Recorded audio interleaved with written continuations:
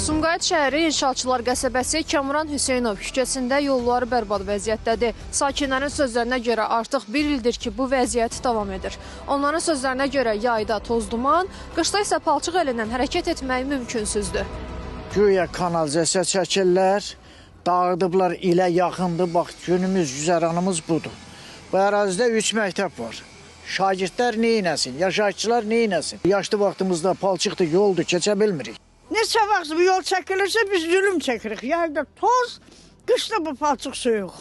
Belə şey olmaz. Biz burada neçə vaxt zülüm çəkirik. Bu bir gün çəkərik, 3 gün çəkərik. Bu bir ildir belədir. Bax, oranın suyu mənim fazlalımdadır. Problemlə bağlı iri şəhərlərin birləşmiş su təchizatı xidmətinə sorğu ünvanladıq. Qurumdan bildirildi ki, layihə üzrə plana uyğun olaraq tikinti quruculuq işləri mərhələli şəkildə davam etdirilir.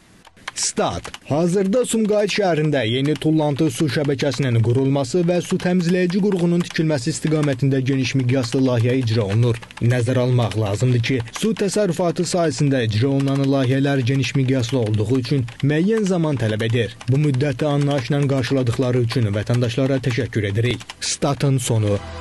Sakinlər bildirirlər ki, problem gündəlik yaşamı dözülməz hala gətirib. Onlar qazıntı işlərinin başa çatdırılmasını, küçənin tez bir zamanda bərpa olunmasını və təhlükəsiz hərəkət şəraitinin yaradılmasını istəyirlər. Aidiyyatı qurumun açıqlamasına baxmayaraq, problemin nə vaxt tam həll olunacağı hələ də qeyri-müəyyən olaraq qalır.